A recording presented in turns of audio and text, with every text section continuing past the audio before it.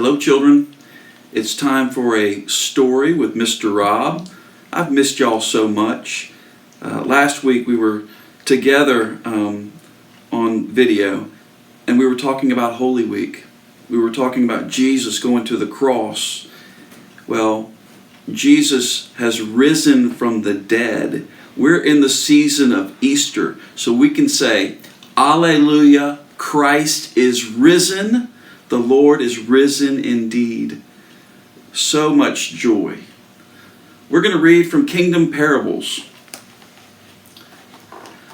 This is a story that you can find in Luke chapter 10, 25 through 37. A story very much like what we're about to read. This is the story of Nicholas and his neighbors.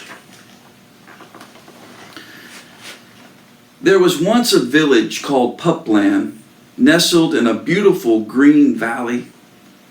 Down its quaint cobblestone streets trotted every size, shape, and color of dog imaginable.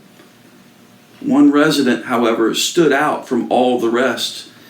His name was Nicholas, and he looked unlike any of the dogs in all of Pupland. You see, Nicholas was a cat. Nicholas so loved farming that he had purchased one of the fields outside the village. He enjoyed tilling the ground and planting seeds, and he did not at all mind having dogs for neighbors. But having a cat for a neighbor did bother the citizens of Pupland. In their opinion, he just didn't fit in. One dog particularly disliked Nicholas. His name was Ned, and he was the sheriff of Pupland.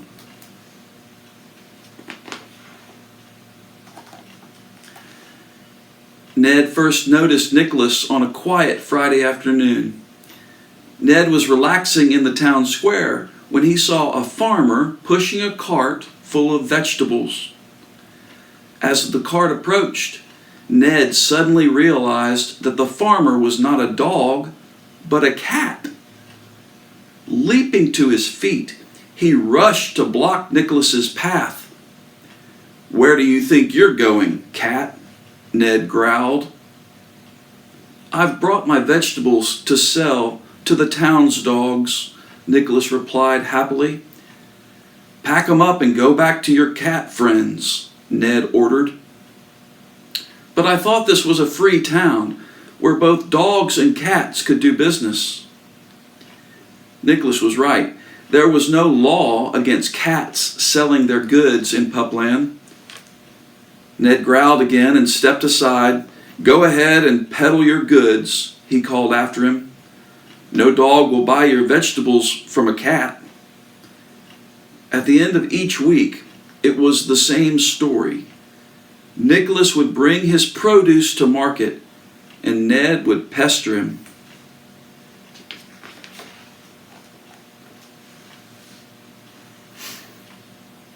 Early one summer morning, Nicholas was out tilling the soil in his field. He felt especially happy because he was about to go to a family reunion in Pussy Willow. On this day, Ned, the sheriff, was also going on a trip. He was on his way to the Be Mean to Cats Association meeting in nearby Poochville. Ned was the treasurer of the group and was in charge of bringing the piggy bank. As he walked along, Ned noticed Nicholas's farm. Spying the cat working in his field, Ned suddenly had an idea. Setting aside his bag and his piggy bank, he snuck up behind Nicholas and let out a bellowing bark. Nicholas was so startled that he dropped his rake and jumped high into the air, losing his hat and landing in a nearby stack of hay. "Good morning, Mr. Nicholas," Ned chuckled. "Rather jumpy today, aren't we?"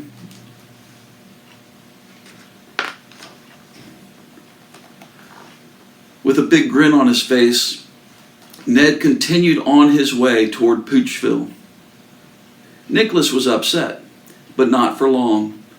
He soon remembered his family reunion and cheered right up. When his chores were done, he changed into his best overalls and donned a new bandana.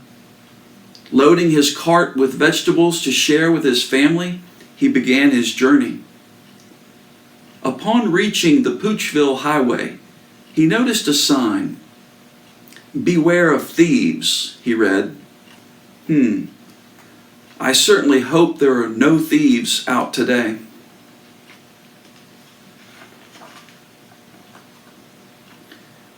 Now it just so happened that a pack of wild dogs was indeed planning an ambush.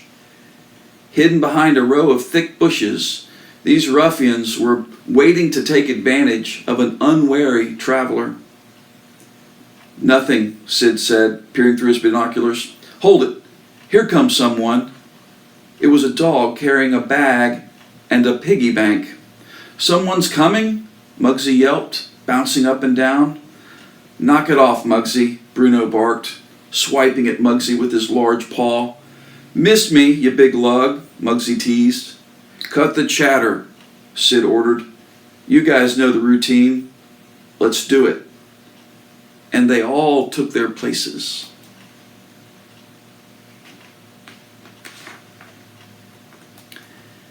"Excuse me, sir," Muggsy whined pitifully as he emerged from the bushes. "Can you spare a small biscuit for a hungry dog?" "I guess," Ned replied, rummaging through his suitcase. But before Ned could find one, Bruno leaped out of the bushes and tackled him. Then Sid thumped him over the head. "Good job, boys," Sid said, picking up the piggy bank. He bashed the bank against a rock, and the three dogs gasped as biscuits poured out. Suddenly, Sid's ears perked up. "Shh! What's that?" They all listened. "Quick," Sid said. "Someone's coming. Help me get the biscuits into the bag." The three thieves loaded up the loot and hurried off into the bushes, leaving Ned beside the road. Coming down the highway was a terrier by the name of Dr. Scotty. He was on his way to perform an operation in Poochville. As Dr. Scotty rounded the bend, he was surprised to see a dog lying battered and bruised beside the road. "My, but that dog doesn't appear well," he exclaimed. "I would consider helping him, but I'm already late for my operation. Besides, I wouldn't want to risk getting sick myself."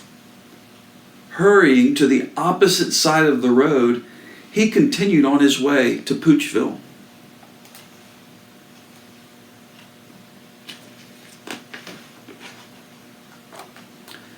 Sometime later, another traveler came along. It was Prissy Highnose, a poodle from a wealthy family. Prissy's limousine had gotten a flat tire, and she had decided to go on ahead while her chauffeur worked on it. Rounding the bend in the road, she spotted Ned. "Oh my, how dreadful," she exclaimed. "Some poor creature has fallen by the roadside. I suppose I should help him, but I wouldn't want to get mussed up. And besides, what if he is simply pretending to be hurt in order to draw me to his side and then steal my valuables? Well, he won't fool me." Lifting her high nose into the air, she continued down the road.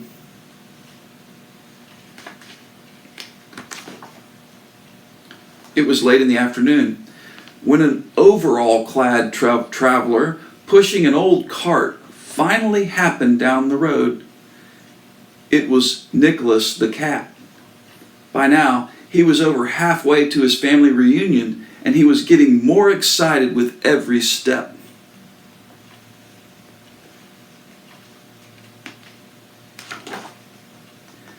As his cart slowly rounded the bend in the road, Nicholas saw the large dog lying in the ditch up ahead. "Uh-oh, thieves hereabout," he said warily. "That unfortunate dog must have fallen prey to them. I wonder, should I stop to help him?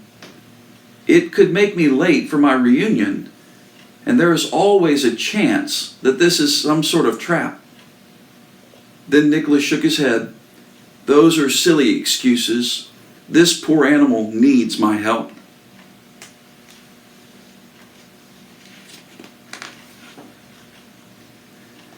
Leaning over the injured dog, Nicholas suddenly recognized him. Why, it's Ned, he gasped. And he's been robbed. Nicholas carefully bandaged Ned's wounds and put drops of milk on his dry tongue. After straining to load him onto the cart, he summoned all of his strength to push the cart down the road. Fortunately, it wasn't long before they reached the dog-tired inn.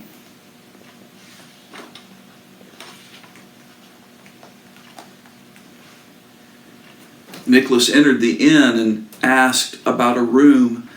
Do you have any empty rooms? He asked the clerk.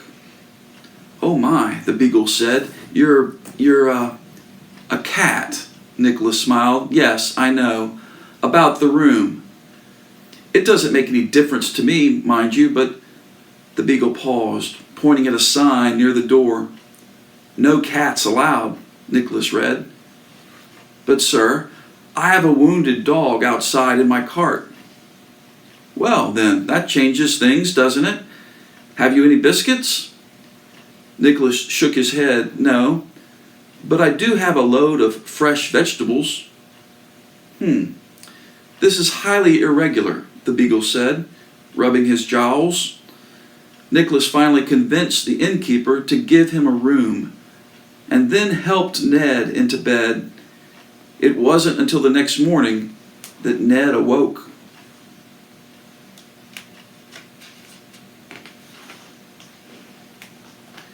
Where am I? Ned grumbled groggily. And what are you doing here? He asked when he saw Nicholas standing by his bed with a tray full of food. I was on my way to a family reunion when I found you by the road, Nicholas explained. I'm afraid you were robbed. Robbed, Ned groaned. And you helped me? Nicholas nodded. What about all the mean things I've done to you? Barking at you, pestering you. We're still neighbors, Nicholas said, even if we don't always get along. Neighbors, huh? Ned grunted. Neighbors, Nicholas smiled. Now eat something before it gets cold. I've got to get back to my farm, but I'll be back to check on you in a few days. Nicholas paid the innkeeper with vegetables and asked him to take good care of Ned. Then he headed down the road toward Pupland.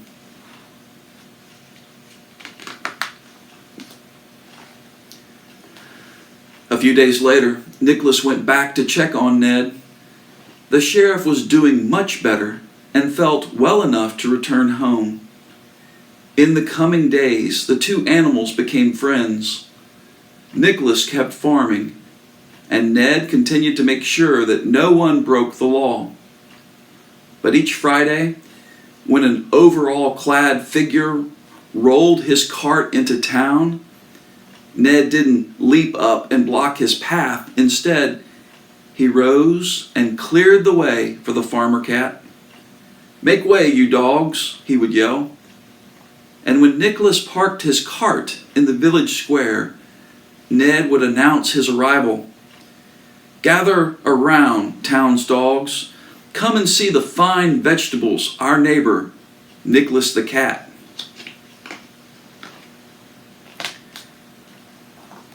This ends our story, but I would love to read the real version found in the Bible. This is from Luke chapter 10, starting at verse 25. On one occasion, an expert in the law stood up to test Jesus. Teacher, he asked, what must I do to inherit eternal life?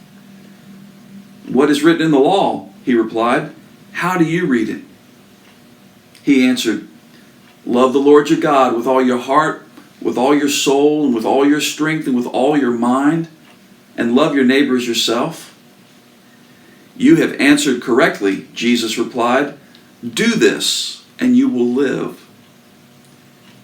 But he wanted to justify himself, so he asked Jesus, and who is my neighbor?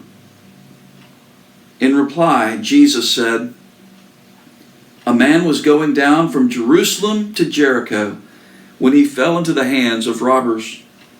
They stripped him of his clothes, beat him, and went away, leaving him half dead. A priest happened to be going down the same road, and when he saw the man, he passed by on the other side. So too a Levite, when he came to the place and saw him, passed by on the other side.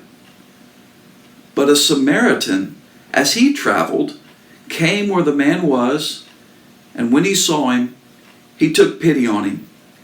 He went to him and bandaged his wounds, pouring on oil and wine. Then he put the man on his own donkey, took him to an inn, and took care of him. The next day, he took out 2 silver coins and gave them to the innkeeper. Look after him, he said, and when I return, I will reimburse you for the extra expense you may have. Which of these 3 do you think was a neighbor to the man who fell into the hands of robbers?